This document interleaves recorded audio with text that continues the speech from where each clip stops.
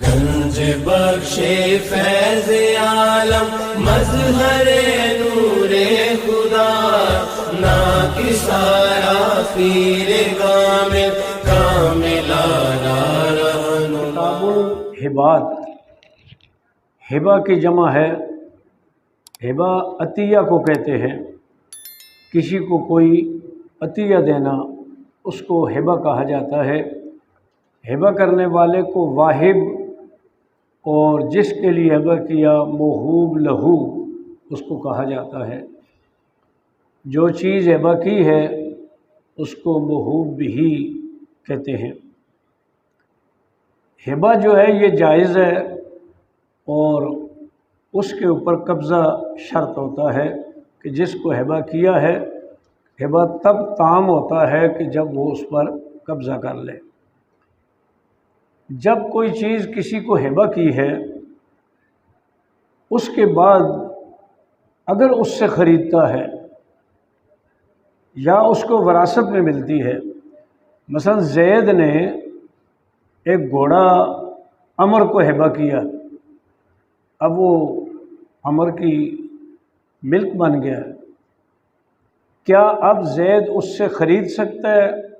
یعنی پہلے تو اس کو ہبہ کیا تھا، وہ مالک ہو گیا، اب پیسے دے کر کے ثمن کے ذریعے خرید سکتا ہے یا نہیں خرید سکتا؟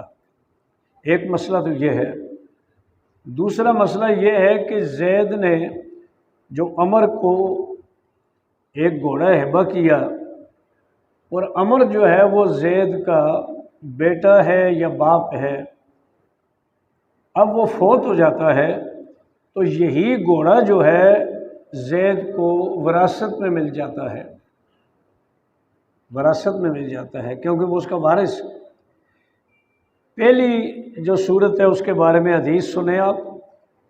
حضرت عمر بن خطاب رضی اللہ تعالیٰ عنہ نے فرمایا کہ میں نے ایک عمدہ گھوڑا عتیق، ایک عمدہ گھوڑا اس اللہ کے راستے میں ایک آدمی کو سوار کر دیا۔ سوار کرنے کا مطلب ہے اس کو دے دیا کہ یہ گھوڑا میں تمہیں دیتا ہوں، جہاد کرنا ہے تم نے تو اس پر سوار ہو کر کے جہاد کر سکتے ہو۔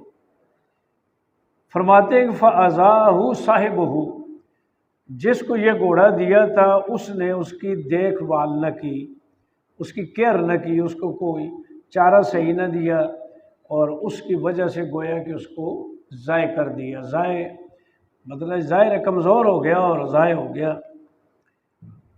تو میرا خیال یہ ہوا کہ اس کا کہ وہ شخص جو ہے جس کو وہ ہبہ کیا تھا وہ اسے فروخت کر رہا ہے بے رخص سستا، یعنی وہ اب آگے بیچنا چاہتا ہے کوئی سستے داموں میں۔ تو حضرت عمر فاروق رضی اللہ تعالیٰ عنہ نے یہ سوچا کہ چلو میں خرید لوں۔ اب چونکہ وہ صدقہ تو واپس نہیں کر رہے، ہبہ تو واپس نہیں کر رہے، خرید رہے ہیں، لیکن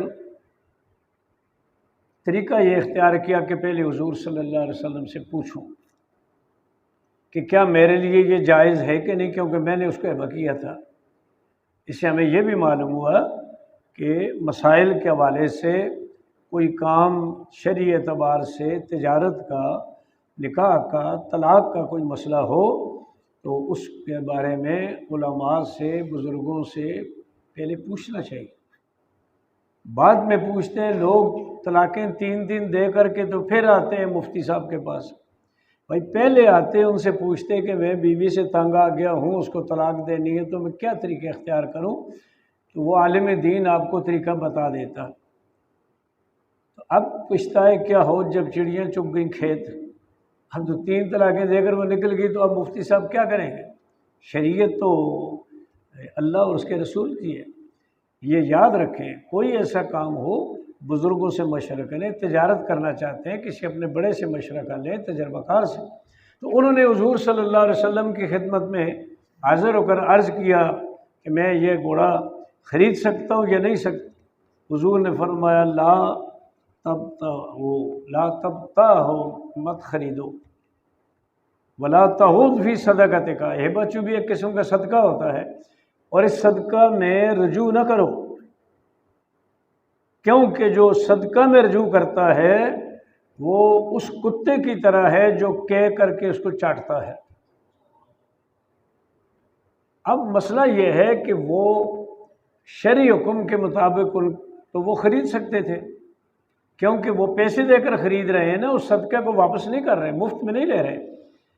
لیکن یہ ہے کہ شخصیات کا فرق ہوتا ہے، کسی کے لیے بعض نیکیاں بھی اس سے بڑھ کر اوپر اس کو کرنی چاہیے۔ چھوٹے لوگوں کا لیول کچھ اور ہوتا ہے، بڑوں کا تو مطلب یہ ہے کہ آپ کی شایان شان نہیں ہے کہ آپ اس کو خریدیں، کوئی اور خرید لے تو کوئی بات نہیں، ایک عظیم شخصیت ہے۔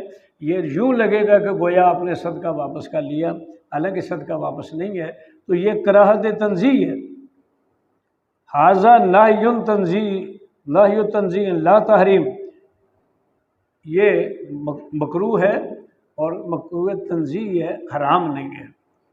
یہ ایک بات سمجھ آ گئی۔ اور اب دوسری صورت جو میں نے بیان کیا کہ اگر وہ جس کو صدقہ ہبہ کرتا ہے وہ اس کا بیٹا ہے یا اس کا باپ ہے اور وہ فوت ہو جاتا ہے، تو وراثت میں اسے وہ گھوڑا یا وہ چیز مل جاتی ہے تو اس میں کراہت بھی نہیں ہے اس میں، کیونکہ وہ تو شریعت نے حق دیا ہے اس کو، وراثت جو ہے تو وہ شریعت کا حق ہے اور شریعت نے اس کو حق دیا ہے۔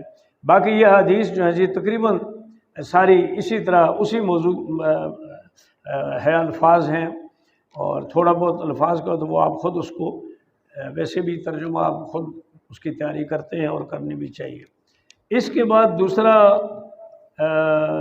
جو باب ہے وہ بھی تقریباً اسی کا ہے، صدقہ کرنا، ہبہ کرنا، اور جب موہوب لہون ہے یا جس کو آپ نے صدقہ دیا اس نے قبضہ کر لیا، جب اس نے قبضہ کر لیا تو رجوع کرنا حرام ہے، یعنی واپس لینا۔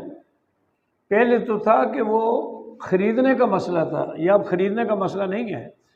زید نے عمر کو صدقہ کیا، ہبہ کیا، تو اب اس سے واپس لے تو یہ حرام ہے۔ الا ما وهبه لولده وان سفل، مگر یہ کہ وہ اپنی اولاد کو ہبہ کرے، اگرچہ نیچے تک چلا جائے، بیٹے کو ہبہ کیا، پوتے کو ہبہ کیا، بیٹی کو ہبہ کیا، نواسے کو کیا، تو اب اگر واپس لینا چاہتا ہے تو لے سکتا ہے۔ اب پہلے حدیث دیکھیں آپ، حضرت عبداللہ ابن عباس رضی اللہ تعالیٰ عنہما فرماتے ہیں، حضور علیہ السلام سے روایت کرتے ہیں، آپ نے فرمایا العائد فی ہبتہ کالکلب یقی ثم یعود فی قیئہ، پیچھے بھی یہ حدیث ہم پڑھ چکے ہیں کہ کسی نے صدقہ کیا، ہبہ کیا، اس کو لوٹانے والا جو ہے واپس، وہ اسی طرح جس طرح کے کتا کہہ کر کے اس کو چاٹتا ہے۔ اب یہ ایک چھوٹا سا باب تھا، اس میں یہ بات بیان کر دی، تو اس میں ہمارا موقف کیا ہے؟ امام شافعی رحمۃ اللہ علیہ کا اور امام مالک اور امام اوزاعی وغیرہ کا، وہ یہ کہتے ہیں کہ لا رجوع فی ہبۃ الاخوہ والاعمام وغیرہ من ذوی الارحام، کہ اگر چچا کا ہبہ ہے یا اسی طریقے سے ان کا اور ذوی الارحام میں سے ہیں، بھائی نے بھائی کو ہبہ کیا وغیرہ، تو وہ کہتے ہیں کہ اس میں رجوع نہیں کر سکتے، باقیوں سے کر سکتے ہیں۔ امام مالک رحمۃ اللہ علیہ کا بھی یہی قول ہے، امام اوزاعی کا بھی یہی ہے، اور امام ابو حنیفہ رحمۃ اللہ علیہ اور دیگر علماء کہتے ہیں کہ ہر واہب رجوع کر سکتا ہے، سوائے اس کے الا الولد، با اولاد رجوع نہیں کر سکتی، اور کل ذی محرم رجوع نہیں کر سکتے۔ یہ نیچے لکھا ہوا ہے، بھول جائیں تو یہاں مطالعہ کر لینا۔ اس کے بعد اگلا باب جو ہے جی کہ اگر اولاد کو ہبہ کرے، کوئی چیز باپ اولاد کو ہبہ کرے، تو کسی بیٹے کو بیٹی کو دوسرے پر فضیلت نہیں دینی چاہیے، ان کے اندر مساوات ہونی چاہیے۔ حدیث کیا ہے کہ حضرت نعمان بن بشیر رضی اللہ تعالیٰ عنہ، آپ جانتے ہیں کہ جب حضرت امام مسلم، حضرت امام حسن کے چچا زاد بھائی مسلم جب وہاں کوفہ میں پہنچے تھے، اس وقت نعمان بن بشیر رضی اللہ تعالیٰ عنہ وہاں کے گورنر تھے، اور وہ آل بیت کے ساتھ چونکہ اچھا سلوک کر رہے تھے اس لیے ان کو معطل کر دیا گیا تھا۔ یہ نعمان میں ذرا تعارف میں نے کرا دیا آپ کو۔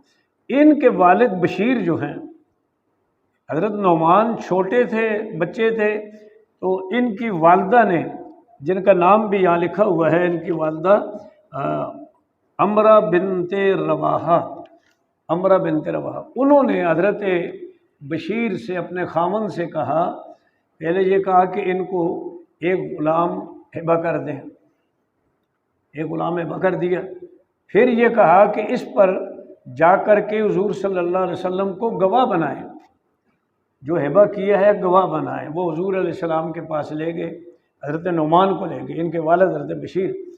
حضور صلی اللہ علیہ وسلم نے فرمایا آپ کے کوئی اور بیٹے بھی ہیں؟ انہوں نے کہا جی ہاں۔ فرمایا ان کو بھی اس طرح کا عطیہ دیا؟ انہوں نے کہا جی نہیں۔ فرمایا میں ظلم پر گواہ نہیں بنتا، اور ایک روایت میں کسی اور کو گواہ بنا لو، میں نہیں بنتا، کیونکہ اولاد میں یہ تفریق کرنا جو ہے یہ جور ہے، ظلم ہے۔ اب فقہی مسئلہ کیا ہے، مرنے سے پہلے بندہ جو ہے وہ مال اس کی ذاتی ملکیت ہوتی ہے، مرنے کے بعد وہ مال وراثت بن جاتا ہے۔ مال وراثت میں تو شرعی احکام موجود ہیں، کس کو کتنا دینا ہے، کس کو کتنا دینا ہے، وہ سارا موجود، لیکن اس کے مرنے سے پہلے اس کی اپنی ذاتی ملکیت ہے، وہ جس طرح چاہے اس میں تصرف کر سکتا ہے۔ اب اگر وہ ایک بیٹے کو دیتا ہے، دوسرے کو نہیں دیتا، ایک کو زیادہ دیتا ہے، دوسرے کو کم دیتا ہے، تو شرعی قانون کے مطابق وہ مجرم نہیں ہے، کیونکہ ذاتی چیز، ایک آدمی اپنی ذاتی چیز کسی کو تھوڑی دے دے، کسی کو زیادہ دے دے، نہیں ہے۔ لیکن اگر ایک بیٹے کو عطیہ کرتا ہے، باقیوں کو نہیں کرتا، دو کو کرتا ہے، باقیوں کو نہیں کرتا، یا بیٹوں کو کرتا ہے، بیٹیوں کو نہیں کرتا، اس سے خرابی کیا پیدا ہوتی ہے کہ ایک تو وہ اولاد جن کو عطیہ نہیں دیا، ہبہ نہیں کیا یا کم کیا، باپ کی نفرت ان کے دل میں پیدا ہو جاتی ہے، باپ کی نفرت پیدا ہو جاتی ہے جو اولاد کے لیے صحیح نہیں ہے۔ پھر ان بہن بھائیوں میں نفرت پیدا ہو جاتی ہے کہ آپ کو دیا ہمیں نہیں دیا، بہت لاڈلے ہیں، باتیں کرتے ہیں جس طریقے سے لوگ۔ اس لیے اس کو آزادی تو ہے، لیکن یہ ایک انصاف کا تقاضا ہے کہ سب کے اندر برابری رکھے، ایک کو عطیہ دیا ہے تو دوسرے کو بھی دے، نہیں ہے تو پھر کسی کو بھی نہ دے۔ اور اسی طرح اگر مال تقسیم کرنا ہے، آج کے دور میں ایک طریقہ یہ بھی ہے کہ آدمی مرنے سے پہلے جائیداد اپنی اولاد میں تقسیم کر دیتے ہیں کئی لوگ جو، اور اس کی وجہ یہ ہے کہ مرنے کے بعد جو جھگڑے پیدا ہوتے ہیں اولاد میں وہ عام ہو گئے ہیں، عام ہو چکے ہیں، اس لیے وہ اپنی زندگی میں سارا کچھ تقسیم کر دیتے ہیں۔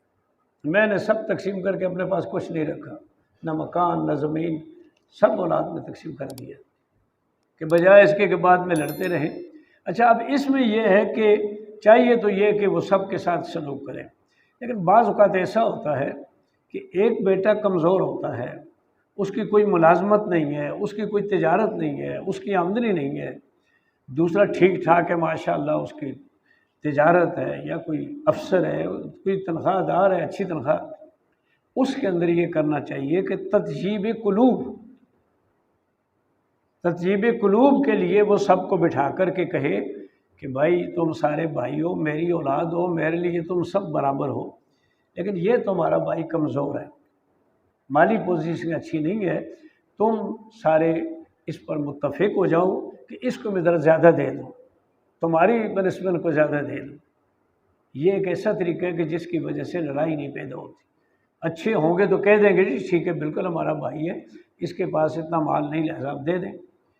یعنی فقہی قانون جو ہے اس کے مطابق وہ پابند نہیں ہے اس چیز کا، اس کا بھی پابند نہیں ہے کہ للذکر مثل حظ الانثیین، یہ تو وراثت کے بارے میں ہے۔ بعض حضرات نے یہی کہا کہ للذکر مثل حظ الانثیین، کہ جب اپنی زندگی میں تقسیم کرے تو پھر لڑکے کو ڈبل اور لڑکی کو نصف دے، اگر وہ برابر بھی دینا چاہے تو دے سکتا ہے، کیونکہ یہ وراثت نہیں ہے۔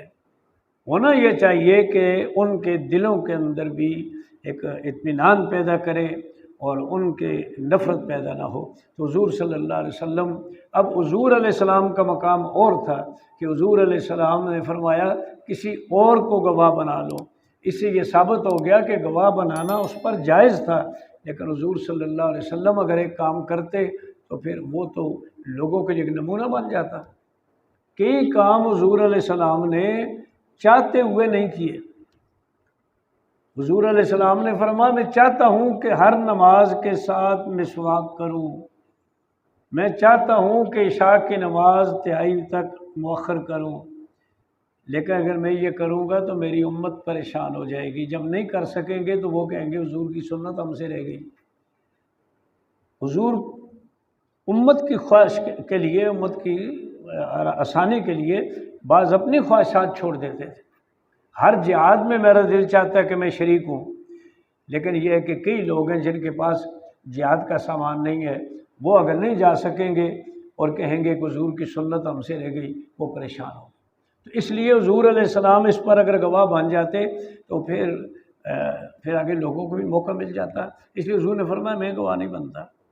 جس طرح وہ نماز جنازہ مقروض کی پڑھنے کا مسئلہ ہے کہ نماز جنازہ تو پڑھانا جائز تھا، لیکن آپ نے نہیں پڑھی، صحابہ کرام سے کہا پڑھ، تو یہ تیسرا مسئلہ ہو گیا۔ اس سے ثابت یہ ہو گیا کہ اولاد کے اندر تفریق نہیں کرنی چاہیے۔ حسب ضرورت آپ دیکھ لیں کسی کو کام زیادہ دینا ہے تو باقیوں کو اپنے اعتماد ملے اور اس پر وہ راضی ہو جائیں، تاکہ بیٹے اور باپ میں بھی نفرت پیدا نہ ہو اور بہن بھائیوں کے اندر بھی نفرت پیدا نہ ہو۔